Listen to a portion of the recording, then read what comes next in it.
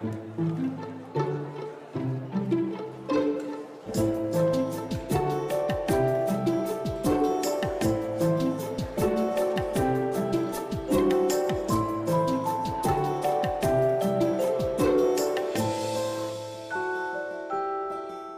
et messieurs, bonsoir. Bienvenue au Mémorial de la Shoah. Nous poursuivons aujourd'hui notre cycle de rencontres organisé dans le cadre du 80e anniversaire de la libération des camps.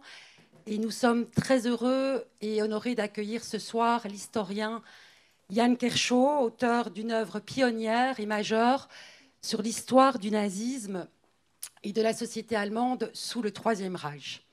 C'est au début des années 1970 que Jan Kershaw, qui mène alors une étude sur l'antisémitisme en Bavière, fait la rencontre d'historiens allemands, dont Martin Broschat, qui est alors directeur du prestigieux Institut d'histoire du temps présent de Munich. Et ensemble, ils vont mener un projet novateur qui vise à analyser les comportements des Allemands ordinaires sous le nazisme. Et de fil en aiguille, ces travaux pionniers sur l'opinion publique allemande vont mener Jan Kershaw à réinterroger la figure d'Adolf Hitler, auquel il va consacrer une monumentale et magistrale biographie en 2 tomes qui fait autorité et qui a connu un grand succès public et critique.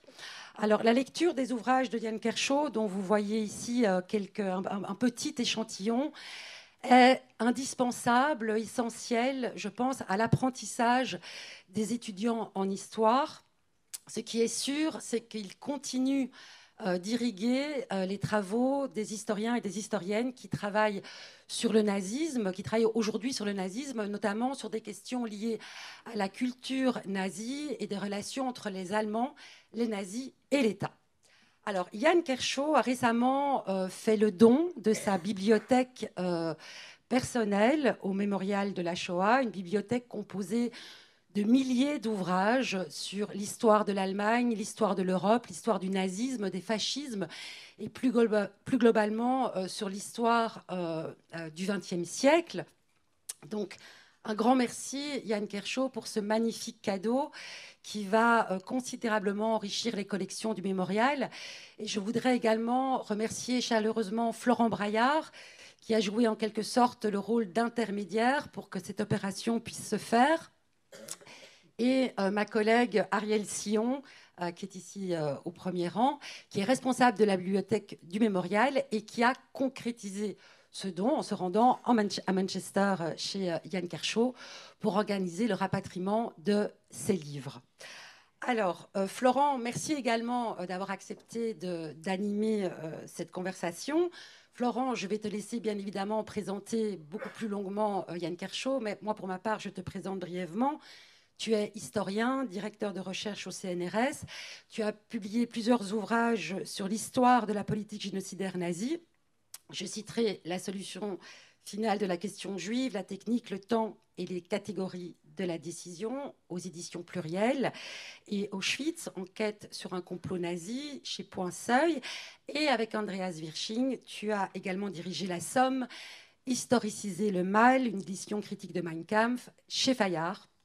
Et tu travailles actuellement à un nouveau livre sur la question de l'intentionnalité génocidaire. Voilà, je vous remercie et vous souhaite une bonne soirée.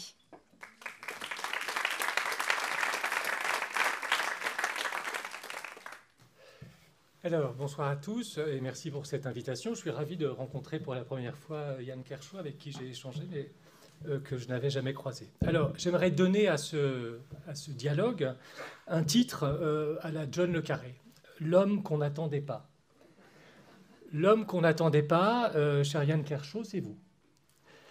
Vous êtes en effet connu pour votre monumentale biographie de Hitler en 2 volumes, 2700 pages, publiée en anglais en 1998 et 2000. Or, rien ne vous destinait à écrire une telle somme. Nous allons, au cours de cette heure de discussion, essayer de retracer votre parcours. Je dis évidemment essayer parce qu'une heure, c'est court pour un demi-siècle d'activité, au cours desquels, en plus de votre charge d'enseignement et de vos responsabilités au sein de votre université, vous n'avez publié pas moins d'une quinzaine de monographies. ce que j'aimerais, dans la première partie de cette discussion, c'est de faire avec vous une sorte d'éloge de la non-assignation, ou pour dire les choses autrement, de la liberté. Que vous soyez, au bout du compte, devenu le plus célèbre et sans doute le plus célébré des biographes de Hitler, est en effet pour le moins inattendu. En préparant cette séance, je me suis amusé à faire la liste des facteurs qui auraient dû vous empêcher d'écrire la biographie de Hitler. Nous allons les reprendre les uns après les autres au cours de cette discussion, mais les voici, ceux que j'ai réussi à identifier. 1. Vous n'êtes pas un héritier. Vous n'étiez pas donc prédisposé socialement à faire des études supérieures, puis à devenir universitaire. 2. Préadolescent, vous avez opté pour l'histoire, non pas par conviction ou par passion, mais plutôt par facilité. 3. Vous êtes devenu un historien médiéviste, spécialiste de la fin du XIIIe et du début du XIVe siècle, bien loin donc de l'histoire contemporaine. 4. Rien biographiquement ni dans vos études ne vous rattache à l'histoire allemande, à laquelle vous n'avez pendant longtemps porté aucun intérêt. Vous n'étiez pas même germaniste, et c'est à l'âge de 26 ans que vous avez commencé à apprendre cette langue barbare, l'allemand. 5. Votre approche historique ne vous portait pas du tout du côté de l'étude des grands hommes, puisque vos premiers travaux relevaient de l'histoire économique et sociale. Bref, si vous aviez fait ce que l'on attendait de vous, vous n'auriez pas dû devenir le biographe de Hitler, et nous n'aurions pas dû être réunis ce soir. Et pourtant, nous sommes bien présents dans cet amphithéâtre. Alors, ce que je vous propose, c'est de reprendre les uns après les autres ces différents facteurs d'empêchement et voir comment vous les avez contournés, en commençant, si vous le voulez bien, par parler de votre origine sociale. Vous êtes né en 1943 à Oldham, en banlieue de Manchester, au sein d'une famille catholique. Vous n'êtes pas un héritier, en ceci que votre père n'était pas historien ni universitaire. C'est une grande différence, par exemple, avec Mommsen. J'ai compris que votre père était musicien et, pendant la guerre, responsable de l'orchestre de la RAF à Abington. Est-ce que vous pouvez nous en dire plus ?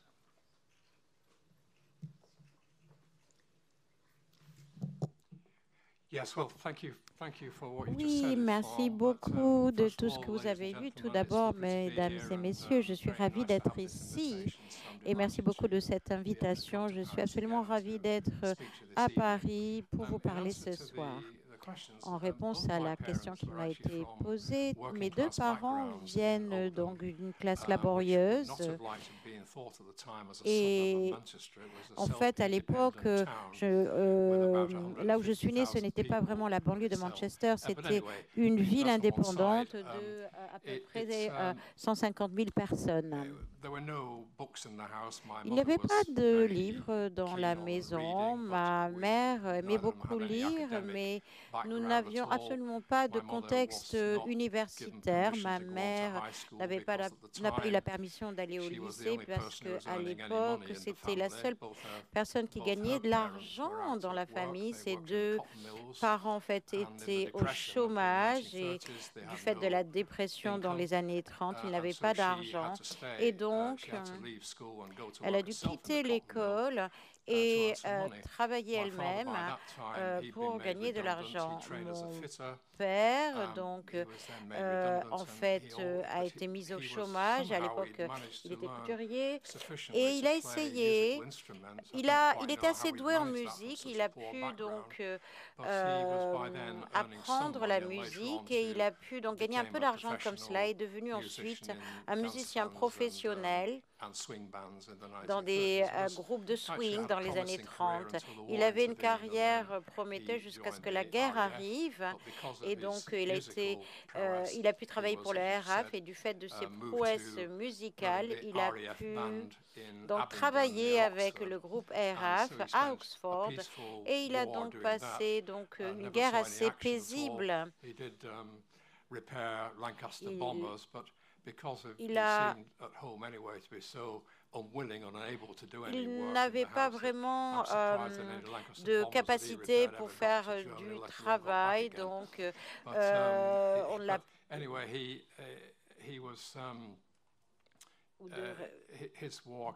Et son travail, en fait, personne dans la famille n'a été impliqué dans des activités militaires, même dans les derniers mois de la guerre. Donc on a connu une guerre extrêmement facile. Nous n'avions aucune connexion avec l'Allemagne à l'époque, ou même après, comme vous l'avez dit. Ma famille n'était pas allemande, ma famille n'était pas juive. Donc il n'y a absolument aucune raison évidente pour laquelle j'aurais pu m'intéresser à l'histoire du nazisme et de l'Allemagne. Venons-en à présent à la manière dont vous êtes devenu historien. Donc j'ai lu dans une interview que vous avez présenté votre choix en sixième de la manière historique, à côté du latin et du français, comme un choix de facilité. Alors évidemment, étant donné l'éminence de votre carrière, ça donne un peu, ça fait penser à l'effet papillon, vous savez, le battement d'une aile de papillon à un côté qui déclenche une tempête de l'autre. Est-ce que vous pouvez nous en dire plus sur ce choix de la matière historique à l'âge de 12-13 ans, j'imagine?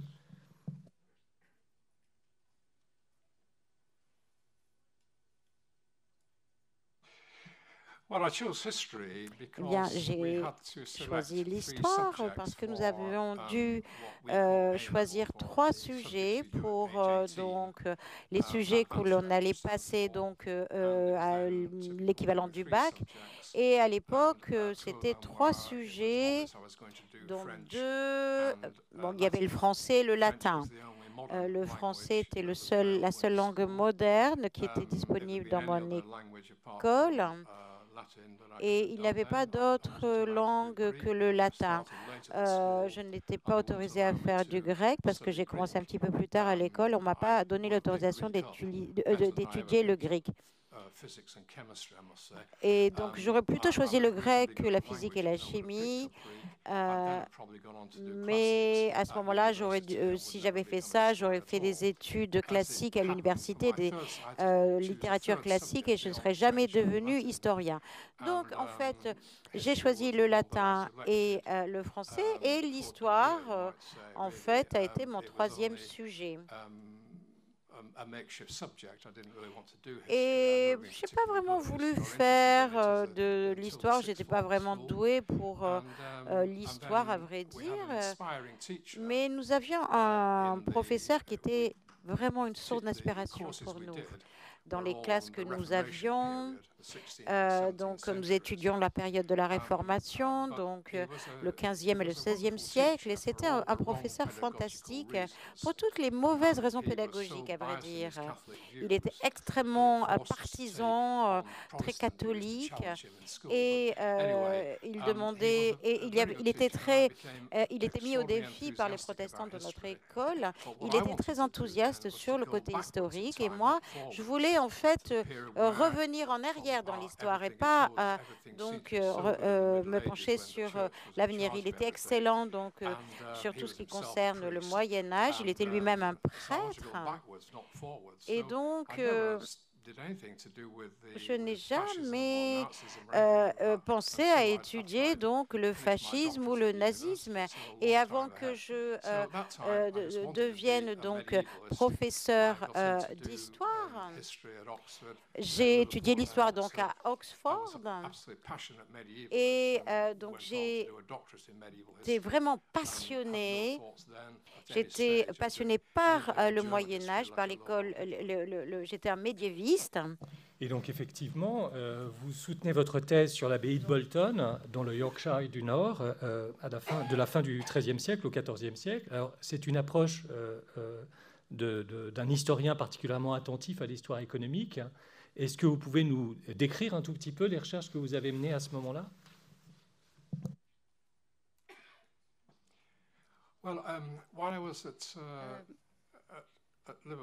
Lorsque j'étais à l'université de Liverpool, avant d'aller à Oxford, j'ai découvert un petit pamphlet sur le prieuré de Bolton qui faisait référence à un grand manuscrit qui concernait la période 1240-1440, qui était importante pour l'histoire de ce prieuré. Et on m'a permis de travailler sur ce manuscrit Et au bout du compte, j'ai pu même le prendre et le ramener dans ma petite Mini que j'avais à l'époque. Et j'ai continué à travailler dessus à la bibliothèque à Oxford. À l'époque, on avait le droit de faire cela. Et j'ai travaillé dessus pour ma thèse de doctorat que j'ai publiée en 1973. Et au moment où ça a été publié, l'intérêt pour cette période s'était un peu éloigné. J'étais plus concentrée sur l'époque germanique et j'avais commencé à apprendre l'allemand. Mais c'est ce travail à Bolton et le prieuré de Bolton qui m'ont incité à commencer. Et donc, j'ai commencé cette édition sur le prieuré qui, en fait, a été publiée en 2001 en collaboration avec un ami britannique. Et j'étais très heureux que 600 à 700 pages de cette édition qui était en latin et était publié, et cela dans la langue originale, ce qui est très rare à notre époque. Et donc, en 1969, vous avez 26 ans, et tout d'un coup, vous commencez à apprendre l'allemand, plus ou moins comme un passe-temps. On peut dire que c'est, dans votre parcours, évidemment, une bifurcation fondamentale, puisqu'elle vous conduit à vous intéresser, un peu tardivement, à l'Allemagne. Quelle drôle d'idée vraiment de commencer l'apprentissage de l'allemand à 26 ans. Qu'est-ce qui vous a pris ?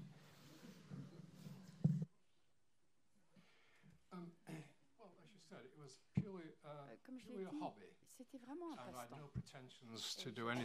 Pas l'intention d'en faire quoi que ce soit.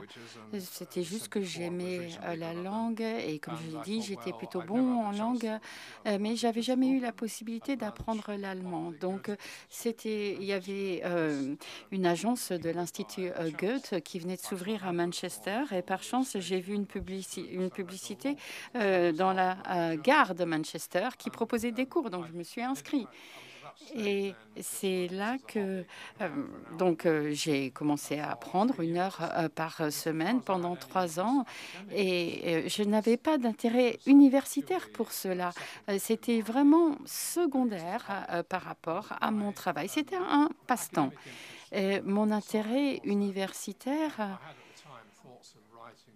c'était de rédiger un livre sur les manifestations paysannes à l'époque médiévale. Et il y avait beaucoup de choses liées à l'Allemagne. Mais en 1971, je suis allée en Allemagne pour la première fois. Mais avant, je dois dire que notre enseignant qu'on avait à l'époque, je l'ai déjà mentionné, le professeur d'histoire, qui était vraiment très passionnant. Et on avait des très bons professeurs sur l'histoire médiévale en Angleterre. Et lorsque j'ai commencé à apprendre l'allemand, j'avais un professeur d'allemand vraiment intéressant qui, en 1967 ou 1968, vous savez, c'était les années de manifestation en France et ailleurs. Et c'était une période passionnante. Et pour la première fois depuis la guerre, vraiment, le nazisme, le fascisme devenaient un point central d'attention. Et en fait, ce professeur n'était pas non seulement bon pour l'enseignement de l'allemand, mais elle nous a enseigné des choses sur l'Allemagne, la politique, l'art, la musique, la littérature, etc.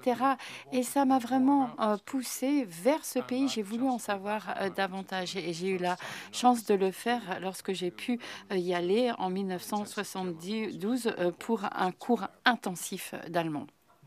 Et donc, en 1972, à Munich, dans un café, il y a un vieux monsieur assis à côté de vous, et là, il s'adresse à vous et il vous dit quelque chose. Oui.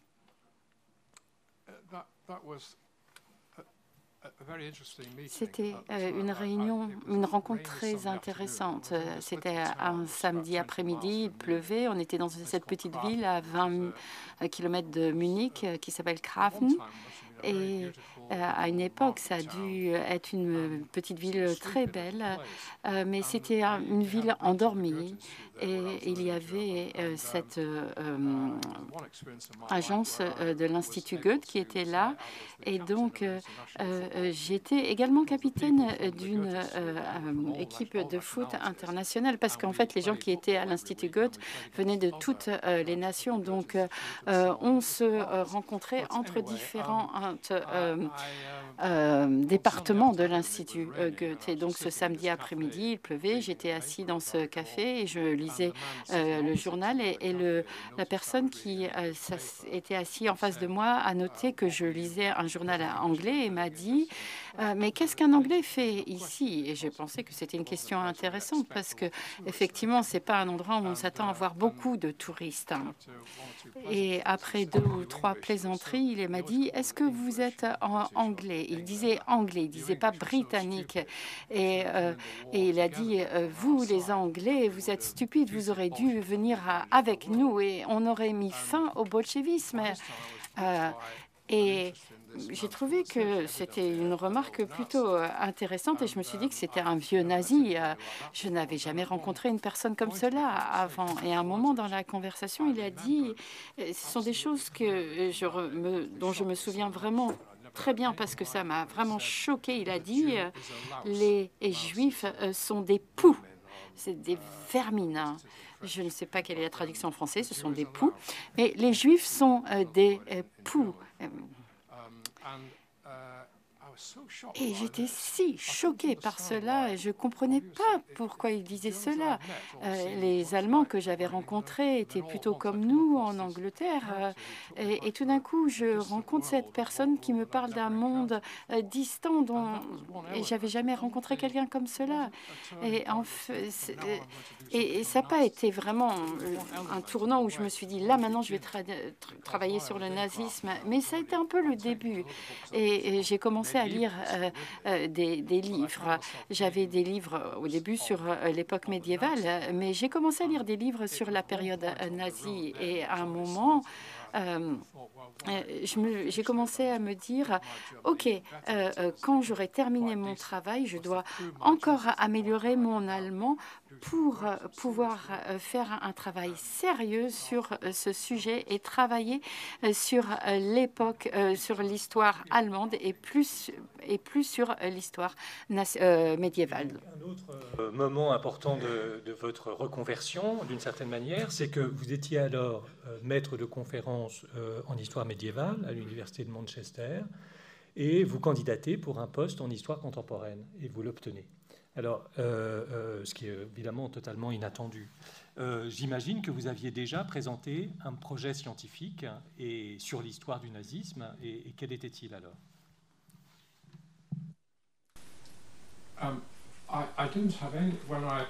Lorsque j'ai candidaté pour ce poste, c'était un nouveau poste qui avait été créé. Ça n'avait rien à voir avec moi. Il voulait nommer un professeur sur l'histoire du XXe siècle. Et en fait, je n'avais pas de référence. J'avais toujours travaillé sur l'époque médiévale, rien sur l'époque moderne. Mais moi, je voulais travailler sur pourquoi les Allemands ont été persuadés par Hitler de voter pour le nazisme en nombre suffisant en 1932-33 pour l'amener au pouvoir. Mais j'avais encore jamais travaillé vraiment là-dessus ou de façon systématique et je savais pas vraiment ce que j'allais en faire. Donc, pas de référence. Quant à ma candidature, pas de référence dans l'histoire moderne. C'est juste à la dernière minute, un ami m'a dit « Écoute, tu n'as rien à perdre à postuler ». Et c'est ce que j'ai fait. Et donc, j'ai été traitée comme un outsider dans mon département, je dois dire. En fait, j'ai appris par la suite que mon collègue a dit « Si... En fait, j'étais plutôt un embarras pour ces personnes. Et en fait, j'ai été traitée comme un outsider et ils m'ont envoyé une carte de l'université de Manchester et un formulaire de candidature que je devais payer moi-même. Donc, c'était vraiment quelque chose de surréel, de bizarre, une période bizarre dans ma vie. Mais en fait, ils m'ont offert le poste et vraiment, j'étais ravie, même si j'étais embarrassée parce que j'ai, bon, ok, par la suite, rencontré des personnes qui avaient postulé, qui avaient beaucoup plus d'expérience que moi-même. Ils avaient beaucoup plus de références, de meilleures références et ils avaient fait des choses merveilleuses dans le domaine de l'histoire moderne. Donc moi, j'avais un petit peu honte d'avoir eu ce poste, mais en tout cas, ça m'a permis de passer vers la période moderne. La bibliographie des 5 ou 6 candidats contre lesquels vous l'avez emporté, je pense qu'on peut dire que vous avez écrit beaucoup plus que finalement au bout du compte. Donc vous aviez, à mon avis, mérité le poste. Dans tous les cas, vous vous intéressez donc à l'histoire sociale, l'histoire par en bas. Cette recherche a débouché en 1983 sur un livre qui a été traduit en français sous le titre « L'opinion allemande sous le nazisme, Bavière 1933-1945 ». Est-ce que vous pouvez un peu nous décrire cette recherche rapidement, à la fois dans sa nouveauté conceptuelle, s'intéresser aux gens d'en bas, et dans les sources qu'elle mobilisait?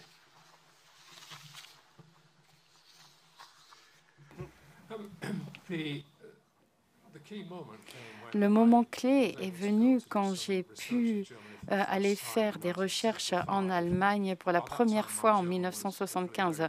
Mon allemand était devenu très bon et j'avais mes entrées et j'ai pu discuter avec Martin Bossa, dont vous avez parlé, qui enseignait l'histoire contemporaine à Munich. Et Brossa m'a dit, on est au début d'un projet, et le projet s'appelait la résistance et la persécution en Bavière pendant l'époque nazie. Mais le génie de Brocha, c'était de regarder les résistances non pas comme un groupe organisé qui voulait tuer Hitler, mais plutôt comme une forme quotidienne de dissension et de non-conformité.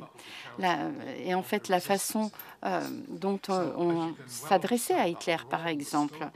Et donc, ça élargissait énormément le champ du projet et cela se rattachait à l'histoire sociale de l'Allemagne et de la Bavière pendant l'époque nazie. Donc, j'ai été invitée et moi, je venais de l'Angleterre avec aucune expérience et j'avais déjà un projet à l'esprit, c'est-à-dire étudier l'opinion populaire, pas la propagande, mais plutôt ce que les gens ordinaires pensaient d'Hitler et de la période nazie, de la persécution des Juifs, etc. Et dans la mesure où il était possible de reconstruire cela en s'appuyant sur les sources qui étaient disponibles, à savoir les rapports de police et des services de sécurité. Et c'était en raison de ce projet de recherche qu'on a pu découvrir les différents niveaux de police et on a pu aller jusqu'au niveau du village et on a pu avoir accès aux archives locales. Et plusieurs fois, lorsque je travaillais sur ce projet pendant 2 ou 3 ans, je suis allée voir les bureaux les bureaux gouvernementaux, et j'ai pu avoir accès à des rapports judiciaires. Et c'est des choses qu'on n'avait pas vues depuis 1945. Et donc, cette période était vraiment passionnante. Et même si on a commencé à travailler sur la résistance au sens large du terme, le non-conformisme, ce qu'on a trouvé, c'était plutôt des zones de complicité et pas uniquement de résistance. Et donc, c'est devenu ce projet de l'histoire livres de la vie quotidienne qui ont ouvert de nouvelles voies de recherche, cette forme de complicité avec le régime.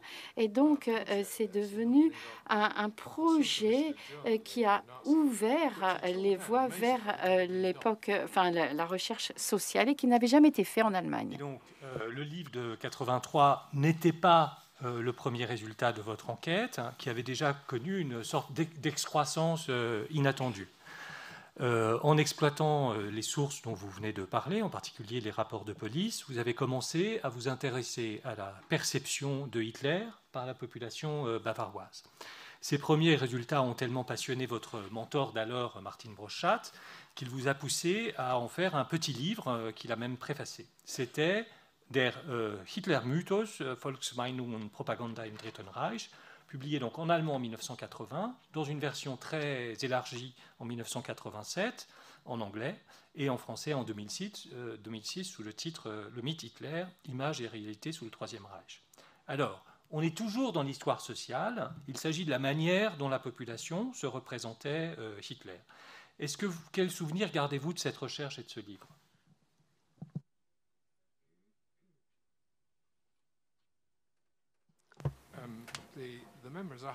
Les mémoires ou les souvenirs, c'est que c'était une période vraiment passionnante de ma vie.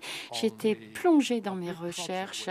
Ce grand projet que j'avais envisagé initialement avait deux côtés qui pouvaient maintenant s'assembler en un seul. En fait, ces deux projets, c'était le côté particulier du régime, ce que les gens voyaient dans Hitler, et c'est devenu ce livre, Le mythe d'Hitler, Hitler Mythos dans le titre original, et qui était ce que les Allemands voyaient dans Hitler et pourquoi ils l'admiraient. Vous vous souvenez que tous ces rapports sont biaisés. En fait, il faut souvent lire entre les lignes. Ça, c'était une partie. Et l'autre partie, c'est ce qui a été mentionné, c'était la non-conformité ou le côté d'opposition. Et ces deux livres ont été publiés de façon différente. Le mythe d'Hitler. Et pour le livre en anglais, j'ai fait beaucoup plus de recherches. Et le deuxième livre qui s'intitulait La descente et la dissension. J'ai regardé cela de façon très différente, c'est-à-dire je me suis concentrée sur la dissidence économique et le rôle de l'Église par rapport à la persécution et l'extermination des Juifs. Et ça a été publié en allemand sous la forme d'un essai dans le cadre de ce projet bavarois. Donc ce sont les deux choses qui sont ressorties, les deux choses liées, comme vous l'avez dit, à l'histoire sociale de l'Allemagne à cette période. Rien à voir par rapport à l'attitude vis-à-vis d'Hitler.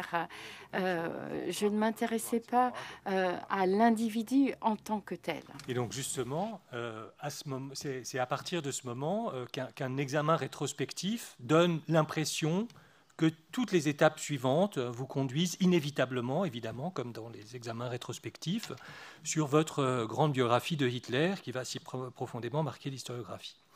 Alors, les jalons succèdent, dont on a l'impression qu'ils préparent à l'écriture de cette somme. En 1985, vous publiez ainsi un livre intitulé en anglais The Nazi Dictatorship, qui a été traduit en français sous un titre peut-être meilleur, Qu'est-ce que le nazisme ?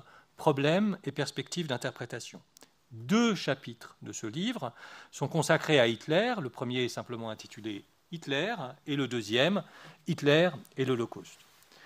Il s'agit d'un livre d'historiographie qui essaie de voir à quel problème l'écriture du Troisième Reich s'est trouvée confrontée et comment les historiens ont essayé de le contourner.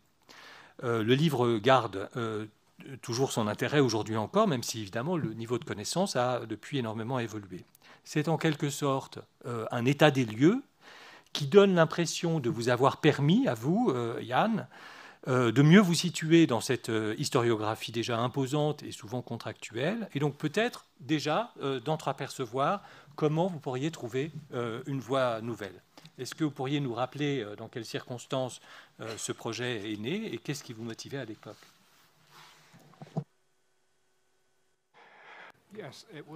Oui, selon moi, il s'agissait d'une étape essentielle pour moi. Et ceci parce que dans le contexte, il y avait un conflit auquel j'assistais. J'étais encore un novice dans ce domaine, un conflit auquel j'ai assisté en 1979 à Wensen-Grépa, juste à l'extérieur de Londres. C'était une conférence anglo-allemande où tous les historiens majeurs du nazisme étaient présents. Et j'étais là-bas. J'ai fait un article pour la conférence et j'observais ce qui se passait en fait.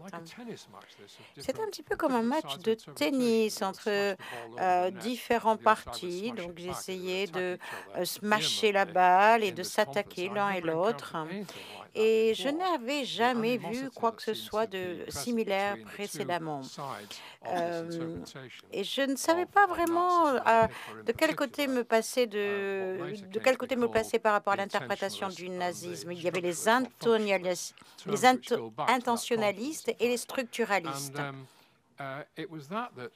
Et ça m'a fait penser, OK, j'ai fait ce travail jusqu'à présent sur la façon dont les gens ont réagi par rapport à ce régime. Maintenant, ce dont j'ai besoin de faire, c'est de comprendre d'où viennent ces différents historiens avec leurs interprétations différentes. Et donc, j'ai essayé de voir comment les gens prennent les décisions dans ce régime et quelle importance ça a pris dans le processus de prise de décision. Parce que la conférence se centrait sur cette question. Qu'est-ce qui était important dans la prise de décision? Est-ce que toutes les décisions étaient passées par Hitler? Est-ce que c'est la personne qui décidait de tout? Ou bien, d'une certaine façon, s'agissait juste d'un véhicule pour traiter, pour développer des forces qui allaient bien au-delà de ce personnage. Et ça m'a poussé dans la direction de me concentrer sur Hitler, sur le personnage d'Hitler lui-même. Donc cela, ça vous a débouché en 1989 sur un nouveau livre intitulé en anglais Hitler, A Profile of Power. Le titre que vous devez sans doute à Eric Vigne, qui était alors éditeur chez Gallimard. Le titre français est à mon avis meilleur. C'est Hitler, essai sur un charisme politique. On peut dire qu'il ne s'agit pas encore d'une véritable biographie, mais d'une étude du pouvoir hitlérien. C'est en quelque sorte une approche structuraliste dans le sens le plus basique du terme. Vous vous attachez à proposer une analyse de la structure du pouvoir hitlérien en ayant recours au paradigme weberien de domination charismatique. Ce faisant, vous vous écartez du courant appelé couramment justement structuraliste, incarné par votre ami Hans Mommsen, par exemple, qui est allé, ce que vous ne feriez pas, je crois, jusqu'à qualifier Hitler de dictateur faible. Est-ce que vous pourriez nous rappeler dans quel contexte interprétatif votre nouvelle proposition s'inscrivait et quelle voie nouvelle elle empruntait?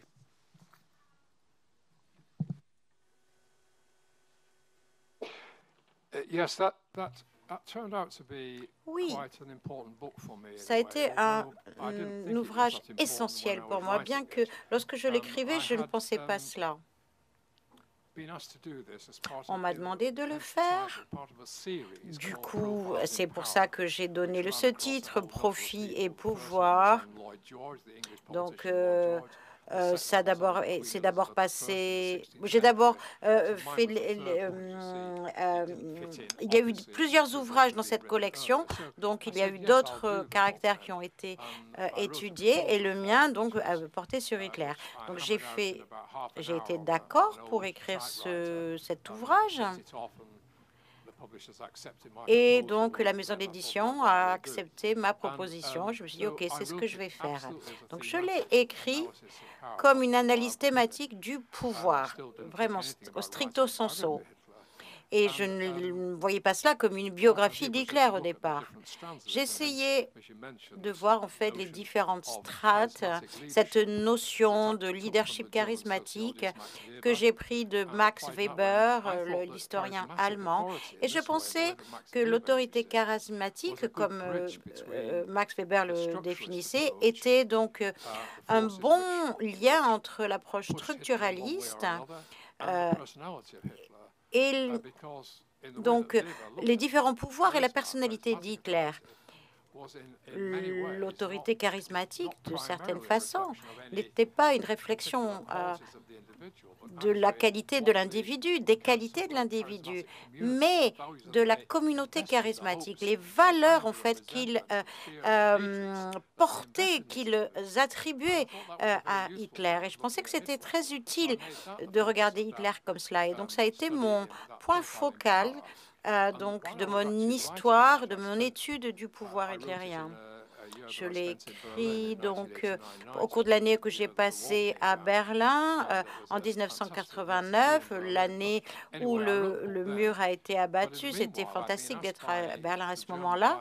Et Penguin, la maison d'édition britannique, m'a demandé ensuite d'écrire une biographie d'Hitler. Et moi, j'ai dit non, je ne veux pas écrire une biographie d'Hitler.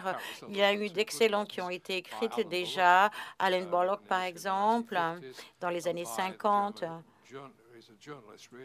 Ou un journaliste, Joachim Fast, qui a été publié en 1973. Mais la demande de Penguin, plus donc le bouquin que j'avais écrit donc sur les profils de pouvoir, m'ont amené à penser que oui, ces ouvrages avaient été écrits et étaient bons à leur époque, mais peut-être qu'il y avait besoin d'une nouvelle biographie, parce qu'il n'y avait pas eu de point focal du tout sur la persécution et l'extermination des Juifs et sur la façon dont Hitler pensait les Juifs, qui était une caractéristique essentielle de ce régime, je pense. Et donc, j'ai décidé à ce moment-là d'écrire cette biographie d'Hitler à la suite donc d'un profil sur le pouvoir. Et lorsque je travaillais sur le premier livre, Profil de pouvoir, donc l'autorité charismatique, eh bien, je l'ai repris dans la biographie parce que ce que j'ai trouvé dans un discours de routine qui a été écrit par un leader nazi lorsqu'il parlait du devoir de chacun en Allemagne à l'époque de travailler pour le Führer, de la façon dont le Führer voulait. Je pensais que c'était un document extrêmement intéressant qui suggérait donc, en fait, l'importance de ce que les gens anticipaient que le Führer voulait, en fait. Et ça venait pas directement peut-être des leaders SS, mais en fait, ces deux choses, l'autorité charismatique et travailler comme le Führer, m'ont mené à ces concepts majeurs dans ma biographie. Et c'est donc comme ça que je me suis mis d'accord, enfin j'ai accepté l'offre de Penguin lorsque je suis revenue de Berlin. Et donc, vous écrivez cette biographie pendant une dizaine d'années, le soir et le week-end aussi, je crois. Le premier volume est intitulé Hubris, le deuxième Némésis. Est-ce que vous pourriez nous expliquer ces deux concepts grecs et est-ce que vous pourriez nous dire si la destruction finale, donc Némésis, faisait partie des possibilités envisagées par Hitler dès le départ?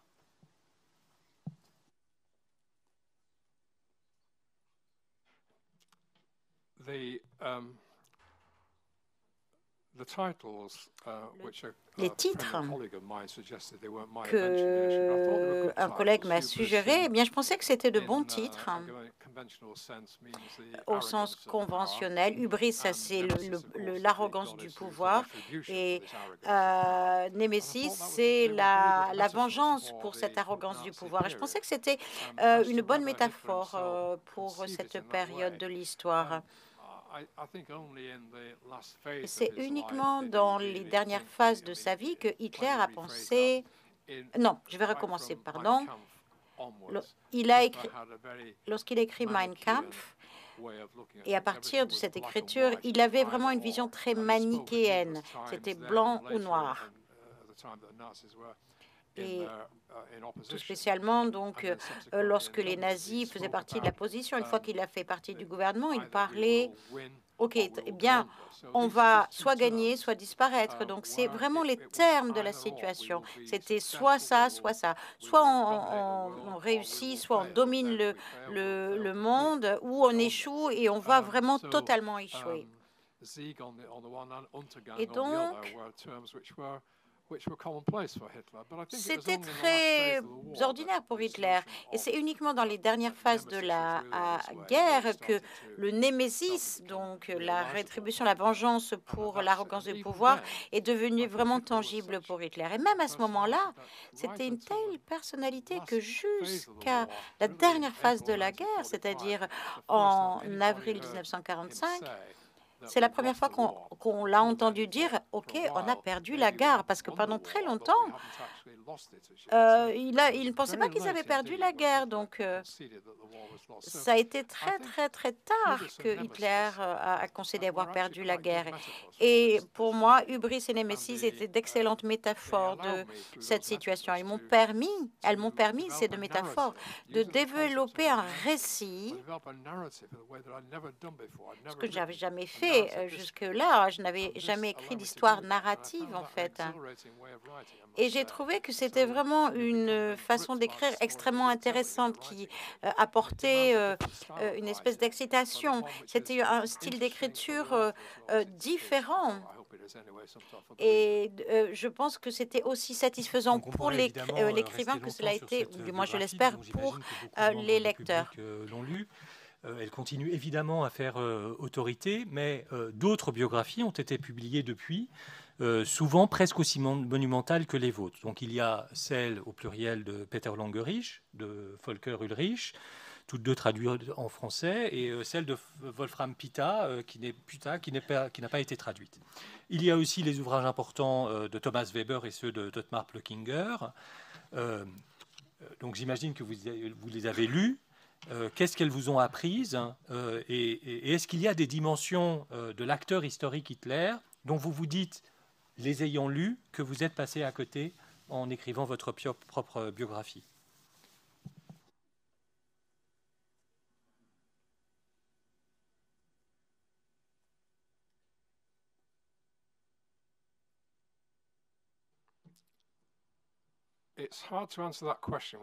C'est difficile de répondre à cette question sans sembler un petit peu arrogant, ce que je ne souhaite vraiment pas. J'ai écrit les 2 volumes et j'ai pensé avoir écrit tout ce dont j'avais besoin d'écrire sur Hitler. Lorsque j'ai lu les autres biographies, les biographies que vous avez mentionnées, je n'ai pas pensé en termes comparatifs. Celle de Peter Langerich a une approche internationaliste bien plus que la mienne.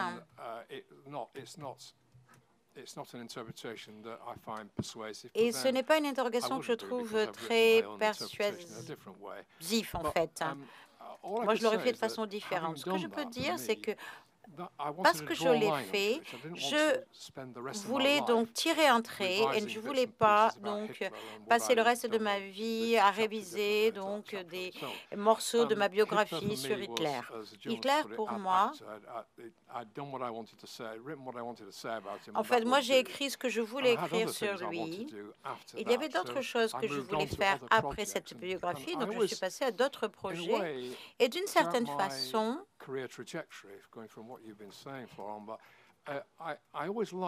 j'ai toujours aimé expérimenter différentes choses, de faire différentes façons d'écrire les choses.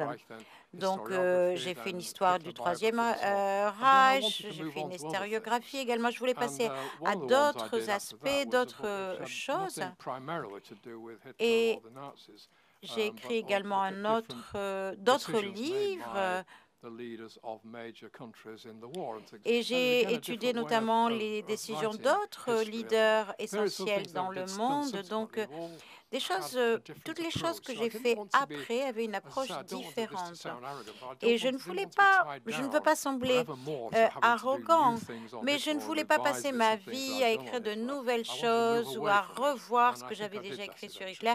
Je voulais un petit peu m'en éloigner. C'est ce que je Absolument, et je pense que voulais j'ai fait à la d'ailleurs fin. intituler la deuxième partie, mais très courte, de notre entretien « Quitter Hitler », hein, puisque c'était l'enjeu, effectivement, de la deuxième partie ou de la troisième partie de votre carrière. Vous avez cité le livre important intitulé « Fateful Choices, 10 Decisions That Change the World », donc traduit en français par choix fatigués, 10 décisions qui ont changé le monde. Il y a un autre livre important dont je recommande la lecture, où Hitler est en arrière-fond, en arrière-plan, qui s'appelle La fin, tout simplement, Allemagne 1944-1945, qui est une sorte de retour à l'histoire sociale, tout simplement, du nazisme, puisque vous essayez de comprendre comment le régime a tenu jusqu'à la fin, malgré l'évidence de la défaite.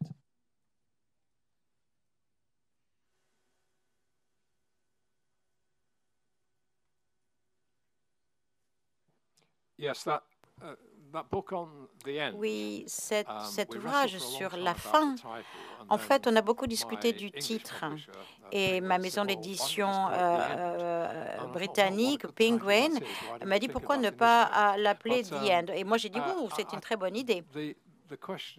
La question, en fait, que j'ai posée là-dessus, c'est pourquoi ce régime a continué à se battre jusqu'à la toute dernière fin, lorsqu'il était absolument évident pour tout le monde que l'Allemagne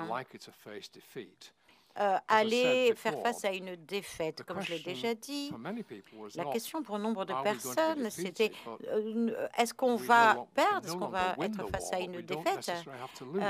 Donc, on ne va peut-être pas gagner la guerre, mais on va peut-être pas la perdre.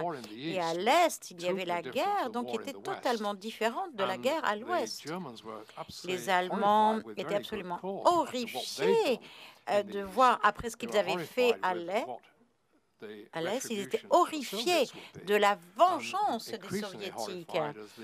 Et de plus en plus, alors que l'armée rouge donc avançait vers l'Est en 1944 et 1945.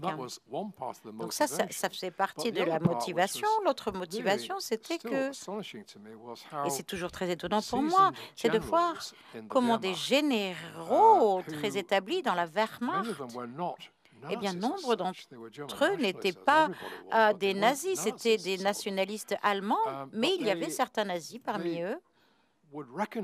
Et ils reconnaissaient qu'il n'y avait aucun espoir pour l'Allemagne dans cette guerre, mais ils pensaient que Hitler allait se recréer, allait sortir vainqueur de cette guerre. Donc, il y avait différentes positions dans la Wehrmacht et certaines de ces généraux ont réussi à convaincre les gens de continuer à se battre. Et la dernière phase de la guerre, de différents points de vue, le point de vue donc des généraux, des gens ordinaires, etc., qui voyaient l'horreur se développer et qui est devenue partie importante de la guerre. L'expérience allemande de la guerre se situe par rapport à cette dernière phase et ils se voyaient comme des victimes de la guerre. Et plus du tout, donc, comme ils se voyaient en 1939, où ils se voyaient les vainqueurs progressivement. Il y a vraiment un désenchantement et se voient donc complètement en défaite. Je vais évoquer maintenant une autre aventure donc, qui va toujours dans l'idée de faire autre chose. C'est votre grande fresque. Cette fois, vous changez de niveau, vous passez au niveau continental. C'est votre grande fresque sur l'Europe, en 2 volumes, donc à nouveau 1000 pages, publiées en 2018 et en 2020. Alors, il y a deux questions que j'aimerais vous poser. La première, c'est pourquoi ce changement de niveau, d'observation? Et la deuxième est plus personnelle. Le premier volume paraît donc en 2015, pardon. C'est-à-dire l'année même où l'Angleterre décide de faire le Brexit. Alors, est-ce qu'il n'y a pas quelque chose de à la fois paradoxal et tragique pour un Européen convaincu comme vous, tout d'un coup d'être confronté à l'histoire, à l'évolution de votre propre pays?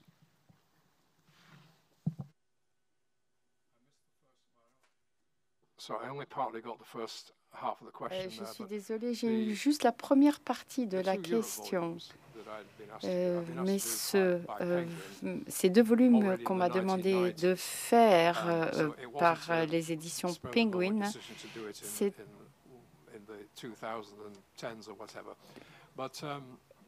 ça a été publié en 2010, mais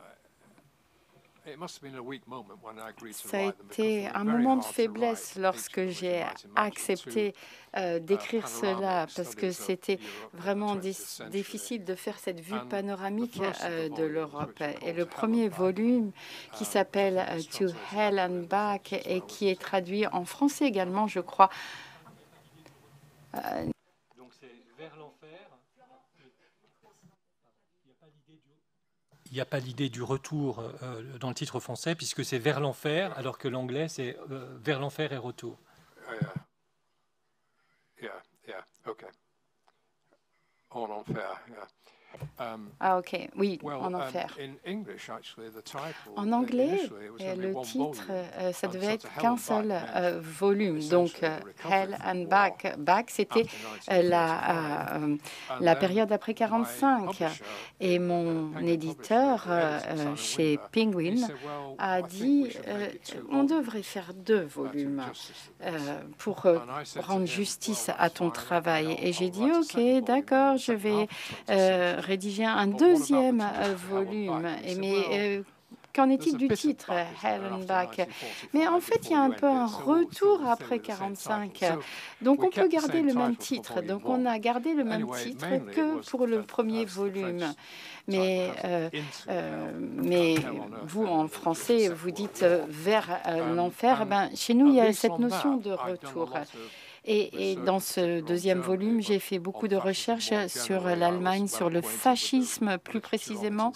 J'ai lu beaucoup de choses et lorsque j'ai rédigé le deuxième volume que j'ai commencé en 1994, pas 95, je me disais que après la Seconde Guerre mondiale, les premières années de ce bain de sang,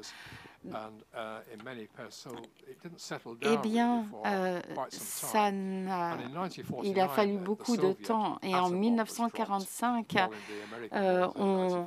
il y a eu la première bombe atomique. Et ça a été le tournant, la deuxième partie du XXe siècle, et qui vivait dans l'ombre de la bombe atomique et de la guerre nucléaire.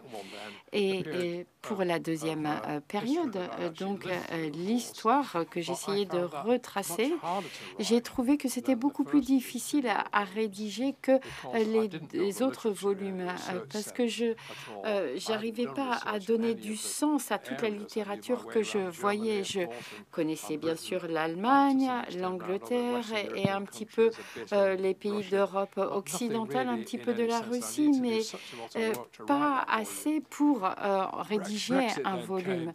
Et puis, il y a eu le Brexit, le référendum sur le Brexit en 2016, une journée bien triste, et j'ai passé la plupart de la journée à envoyer des lettres à des politiciens. Je perdais mon temps, mais bon, c'est vraiment un regret que l'on soit parti de l'Union européenne, en tout cas pour moi. Et ça n'avait rien à voir avec la rédaction de ce volume, sauf pour la fin, parce que j'ai fini le volume en 2017.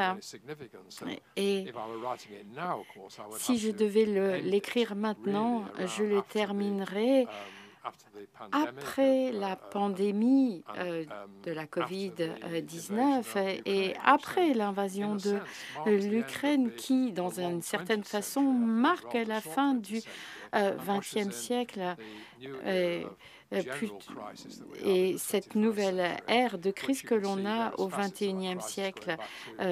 Et en fait, on voit que ces crises datent du début du siècle, mais on est vraiment dans une ère de crise générale en Europe et même au-delà des frontières de l'Europe. Donc justement, je me disais en préparant cet échange que nous assistions à une période pour le moins inquiétante où les grands démons d'hier semblent revenir, donc impérialisme, brutalisation, populisme, extrême droite, illibéralisme, révisionnisme territorial, guerre ouverte, et j'en passe.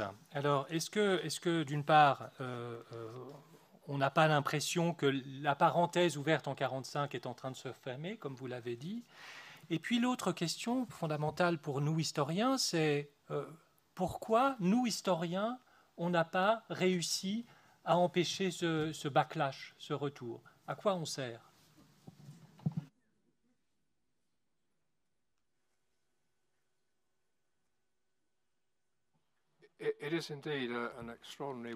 En effet, c'est une période très inquiétante. Les démons qu'on pensait exorcisés sont revenus. On les voit de tous côtés et on a des scénarios qui sont vraiment très inquiétants. Et maintenant, il va falloir qu'on fasse 4 ans avec Trump, ce qui n'était pas prévu et on ne sait pas ce que ça va donner. Donc, pour le moment, il n'y a pas de lumière au bout du tunnel, il faut le dire. Et comment on est arrivé là? Eh bien, il faut voir quelles sont les différentes sources des crises.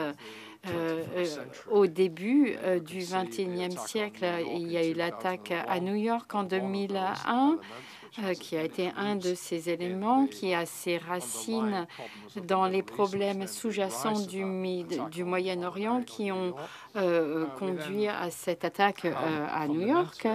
Et puis, il y a la crise du capitalisme en 2008, le crash financier. Donc, on peut voir que ces différentes ficelles, en fait, sont liées. Et on pense que la démocratie libérale et le libéralisme étaient si bien ancrés que rien ne pouvait les remettre en cause.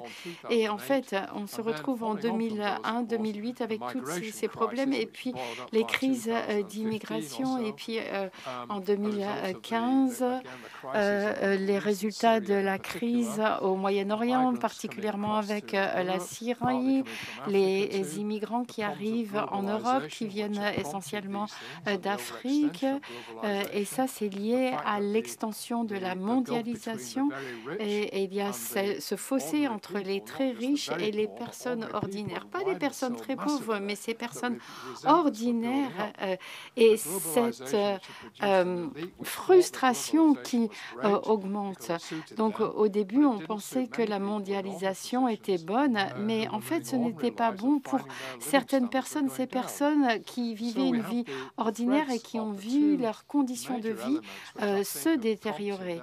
Et ce sont des éléments qui ont incité à la montée du nationalisme et du populisme, ou du populisme nationaliste, si vous voulez, qui a conduit à cette crise du niveau de vie et la crise de la migration, qui sont avec nous depuis et qui ont conduit à la montée dans presque tous les pays européens de l'extrême droite et du populisme qui sont de plus en plus soutenus et les élites qui auraient dû bénéficier de la mondialisation se retrouvent dans des situations très difficiles. Et je pense que c'est la situation dans laquelle on se trouve actuellement. Et j'ai parlé de crise générale parce que c'est une crise qui a plusieurs facettes et qui concerne l'ensemble du monde. Ce n'est pas une crise uniquement européenne ou uniquement du Moyen-Orient. Tout est interconnecté et cela concerne concerne le monde entier. Donc, on est dans une crise énorme où on a de nouveau la guerre en Europe. Il y a des conflits qui explosent et des guerres qui explosent au Moyen-Orient. Et maintenant, le spectre de Trump pour 4 ans à la Maison-Blanche. Comment on va s'en sortir de façon faisable? Bon, moi, normalement, je suis positif, mais il y a une chose qu'il faut apprendre de l'histoire et qu'on a appris de l'histoire, c'est que les avantages de la démocratie, du libéralisme, c'est la liberté. Et cette liberté est difficile à gagner.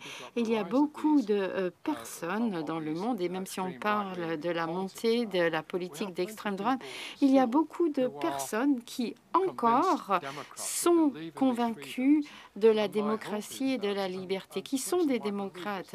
Et j'espère que une fois que Trump sera parti et que le populisme n'aura pas fourni ce qu'il promette, eh bien, on aura un résidu de démocratie libérale qui permettra aux personnes de vouloir revenir vers ce qu'il avait. Donc, la démocratie libérale n'est pas finie comme on pourrait le penser. Je pense qu'il y a toujours un espoir vers l'avenir. Et moi, je m'accroche à cet espoir. Eh bien, je pense que c'est une magnifique conclusion.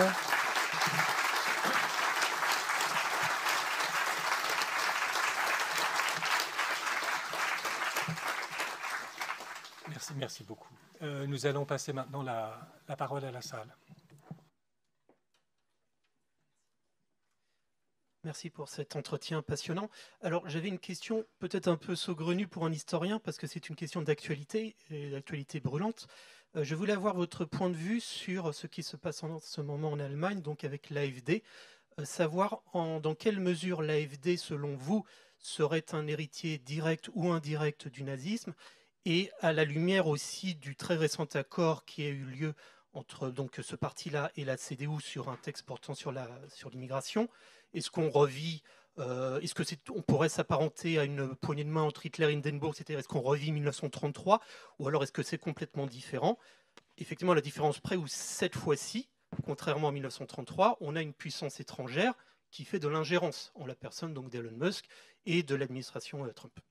Merci. Well, thank you for that. Merci pour cette question effectivement très d'actualité et très intéressante. L'AfD en Allemagne, c'est un développement très intéressant et ils obtiennent 20% des voix actuellement. Et comme vous l'avez dit, en dépit de l'embargo des grands partis vis-à-vis de l'AfD, on voit qu'il y a un relâchement et la CDU se prépare à accepter de soutenir l'AfD par rapport à la proposition sur l'immigration. Donc, ce n'est pas un retour direct vers le nazisme des années 30. Non, le contexte est très différent. Le mouvement est différent de certaines façons. Il y a sans aucun doute des éléments nazis importants au sein de ce parti, mais ce n'est pas entièrement un mouvement nazi ou à part entière. Donc, je pense qu'il serait bon de ne pas continuer à essayer de faire des parallèles avec la montée du nazisme dans les années 1920-1930, mais il ne faut pas se reposer sur ses lauriers et laisser trop les choses se faire. Donc, il y a cet élément nazi, mais l'AfD peut s'appuyer sur les deux choses que j'ai mentionnées, à savoir la question du niveau de vie et la question de l'immigration. Sur la question du niveau de vie, il y a un niveau culturel qui est plus important que la question purement économique. Pourquoi est-ce que c'est si prégnant en Allemagne de l'Est, même s'il y a une montée de l'AfD à l'Ouest, mais c'est surtout à l'Est? Eh bien, parce que, en fait, ils n'ont jamais réussi à s'adapter à cette liberté. Ils ont eu 40 ans après la guerre où il a fallu s'adapter au régime de la RDA. Et puis la socialisation, c'était complètement différent du système de l'Ouest. Et lorsqu'ils ont rejoint l'Allemagne de l'Ouest en 1990, eh bien, ça fournissait des avantages financiers. Mais entre-temps, il y a eu un fort désenchantement. Et ils se sont retrouvés des citoyens de seconde classe dans leur propre pays. Mais le populisme national est plus fort que l'Allemagne de l'Est. Et on voit que les choses sont très différentes de l'époque nazie. Et même si il y a des jeunes qui sont intéressés et qui se tournent vers le nazisme. Et je pense que ce sont des choses qui vont prendre du temps. Il n'y a pas de façon unique de combattre cela. Les résultats les plus probables des élections, ça va être de revenir vers une grande coalition de la CDU et du SPD, des conservateurs et des sociodémocrates. Ça ne sera pas une coalition très positive. Le AfD sera toujours là en faisant pression pour obtenir davantage. Mais aussi longtemps que Trump sera à la Maison-Blanche, ils auront son soutien. Donc, j'ai peur de dire que c'est une période inquiétante pour l'Allemagne, et l'Allemagne est un des deux principaux pays en Europe, et l'autre étant la France, avec Marine Le Pen et son parti. Donc, c'est vraiment une période très inquiétante pour l'Europe, qui est confrontée à de grands défis, alors pendant des années, on était dans cette forme de démocratie libérale qui semblait très stable.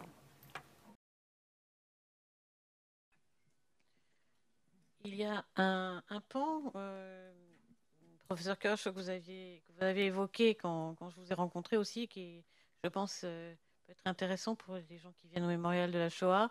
Ce sont vos travaux et la manière dont vous avez travaillé avec Otto Dov-Kulka. Pouvez-vous raconter un peu cette expérience que vous avez eue? About my work with Dov Kulka. Dov Kulka, yeah. It would be interesting. I think it would be interesting for people. With Dov Kulka, yes. Yes. Dov Kulka, c'est un historien israélien qui est décédé il y a 2 ou 3 ans. Il avait dans les 80 ans. Et lui et son père étaient à Auschwitz, et je l'ai rencontré dans les années 90, alors que je travaillais, comme je l'ai dit, sur l'opinion populaire en Bavière. Et j'ai rédigé cet essai qui a été publié d'abord en allemand et puis qui est devenu une partie de mon travail anglais, en réaction à la persécution et l'exécution des Juifs. Et j'ai rencontré Dov Kulka ensuite à Harvard, alors que je faisais une conférence là-bas. Il était parmi l'auditoire et il était critique de mon interprétation. Et cela a conduit à une période importante, fructueuse et dense de coopération pendant de nombreuses années, de 1984, je crois, jusqu'à sa mort, il y a 3 ans. Et nous avons eu beaucoup d'échanges de courriers et d'emails. Et ce que Cook n'aimait pas sur mon travail, sur la persécution des Juifs, c'était le fait que j'utilise le terme indifférence pour parler de l'attitude de la population allemande. Je ne l'ai pas inventé, je l'ai pris dans un ouvrage de Malik Steiner qui a publié en français et en allemand, et c'est un livre sur la société allemande pendant la guerre civile allemande. Et il y a un petit chapitre sur les Juifs, et c'est elle qui a utilisé ce terme d'indifférence par rapport à un psychologue allemand. Et Müller-Claudia, pendant le régime, avait subrepticement essayer de voir quelle était l'attitude de ses collègues en France et en Allemagne. Et il a conclu que l'attitude des gens, c'est que il y avait des gens qui étaient pour le nazisme, d'autres qui étaient contre, mais il y en avait beaucoup qui étaient au milieu, et cette attitude, c'était l'indifférence. Et donc, j'ai utilisé ça, et Kulka n'a pas aimé ce terme. Et il a fait une revue constructive de mon livre, et il a parlé de complicité passive. Et on a beaucoup échangé sur ces termes pendant de nombreuses années, complicité passive ou indifférence. Et ce terme d'indifférence, cela n'a pas vraiment d'importance. En Angleterre, ça n'a peut-être pas la même connotation. Et donc, j'ai modifié pour parler d'indifférence morale. Et c'est-à-dire qu'on peut passer d'un côté à l'autre. Mais ce n'est pas une position héroïque, ce n'est pas quelque chose dont je suis fière. Cela ne veut pas dire que vous êtes en faveur de ce qui se passe ou que vous êtes contre, mais votre comportement, en fait, soutient ou ne condamne pas ce qui est fait. Donc, d'une certaine forme, vous avez une complicité passive. Donc, au bout du compte, il a fallu accepter le fait que on ne pouvait pas aller plus loin dans cette discussion, parce que si on cherche un terme général pour décrire le comportement de l'ensemble d'une société par rapport à ce régime, on ne va pas aller très loin si on va avoir un terme, à savoir l'indifférence ou la complicité passive. Dans de nombreux cas, c'était une complicité active et pas passive. Et en ce qui concerne la population générale, eh bien, pendant que les bombes tombaient, pendant la guerre, les gens étaient inquiets par rapport à leur mari, leur fils qui étaient sur le front ou essayaient de récupérer des provisions. Eh bien, je ne pense pas que le destin des Juifs était la priorité des Allemands. Et c'est pour ça qu'on peut peut-être parler d'indifférence morale. Ce n'est pas quelque chose de recommandable, mais je pense que c'est une attitude plutôt naturelle, parce qu'ils avaient d'autres choses à penser, et à savoir ce qui allait se passer, la liquidation des Juifs à l'Est. En fait, il n'était peut-être pas vraiment ignorant de ce qui se passait, mais il mettait ça de côté. Mais c'était les discussions qu'on a eues avec Kulka qui ont duré pendant de nombreuses années. Et il a fait des commentaires très positifs sur ma bibliographie. Et par la suite, nous avons une collaboration avec Kulka et avec une autre personne qui était un expert sur Hitler. Donc, une très bonne coopération avec des historiens allemands également. Et j'ai une très haute estime de Kulka et son dernier ouvrage qui s'appelle Paysage, métropolis de la mort, Auschwitz. C'est un ouvrage magnifique. C'est un ouvrage où il Ce n'est pas des mémoires directes, mais il réfléchit à ce qu'il a vécu à Auschwitz en tant que petit garçon et ce que veut dire les mémoires de cette époque. Et c'est un ouvrage magnifique et j'ai été heureux de participer à la distribution de ce livre parce qu'il m'a envoyé plusieurs chapitres et à un moment je lui ai écrit et je lui ai dit est-ce que tu as un éditeur? Et il m'a dit oui, j'en ai un. Et en fait c'était un petit éditeur à Vienne et je lui ai dit est-ce que tu as un contrat avec cet éditeur? Il m'a dit non, non, pas encore. Et je lui ai dit tu sais, peut-être que je pourrais te trouver un contrat en Angleterre et voir si mon éditeur Penguin, qui est énorme, serait intéressé. Et l'éditeur Penguin a lu cet ouvrage et a dit oui, oui, on aimerait acheter les droits de cette œuvre et c'est devenu un best-seller dans le monde entier. Donc j'ai été très heureux de jouer un tout petit rôle dans la propagation, je dirais, de ce livre dans le monde entier. Donc voilà pour Kulka, qui est une personne merveilleuse, qui était très éduquée, une personne très intéressante. Et c'est quelque chose dont je me souviens de Kulka. Dans ces dernières années, il n'écoutait pas souvent les nouvelles parce que ça le déprimait. Et il parlait de l'immigration intérieure. C'était ce qui était utilisé pendant le Troisième Reich. Il me disait, j'écoute la musique classique, je n'aime pas écouter les nouvelles. Et lorsque j'écoute les nouvelles de nos jours, je pense souvent à Kulka et ses discussions sur l'immigration.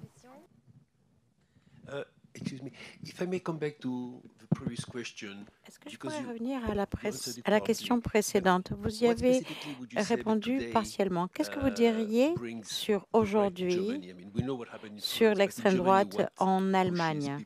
Qu'est-ce qui pousse les gens vers l'extrême droite?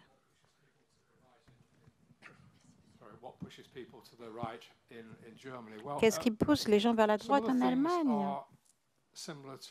Il y a des choses similaires à ce que l'on voit en France, en Grande-Bretagne et d'autres pays.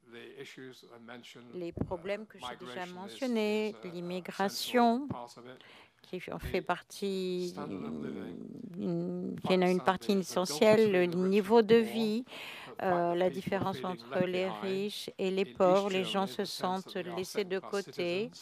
En Allemagne de l'Est, ils se sentent des citoyens de seconde classe et ils ont le sentiment qu'ils n'ont pas la même attention que les Allemands de l'Ouest. En Allemagne, c'est un petit peu différent. Bien sûr, vous avez des spécificités dans chaque pays, ce qui conduit les gens à voter à l'extrême droite. En Allemagne, bien sûr, il y a en partie le passé nazi, et il faut faire très attention lorsqu'on parle de cela, parce que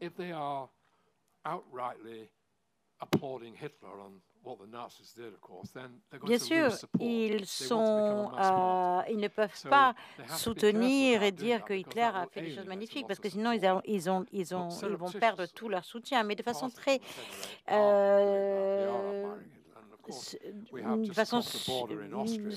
subreptice, en fait, ils soutiennent en fait ce qu'a fait Hitler. Et il y a le parti d'extrême droite en Autriche qui va peut-être donner son chancelier en Autriche pour les prochaines élections, ce qui est extrêmement inquiétant. Il y a un sentiment, il y a une allusion au nazisme qui est beaucoup plus forte que ce qu'il existe en Allemagne, en Autriche. Et donc, ce qui pousse les gens dans cette direction en Allemagne, comme je l'ai déjà dit, et c'est déjà connu, il y a un pare-feu en quelque sorte entre les principaux partis et l'AfD. Pour le moment, il refuse de collaborer avec l'AfD, mais maintenant, ça commence à s'effondrer, et notamment sur les problèmes d'immigration. Et la personne qui pourrait devenir chancelier après les prochaines élections,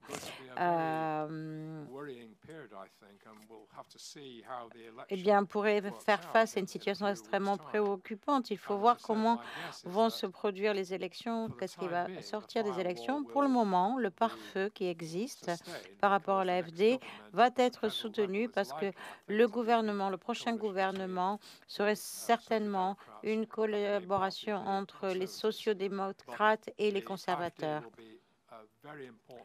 Et donc, l'AfD sera cependant un facteur extrêmement important, et les questions de l'immigration, si ce n'est pas donc pris en compte de façon très sérieuse, eh bien l'AfD va gagner en popularité Eh bien, plutôt qu'elle merci va en beaucoup à tous les perdre. deux.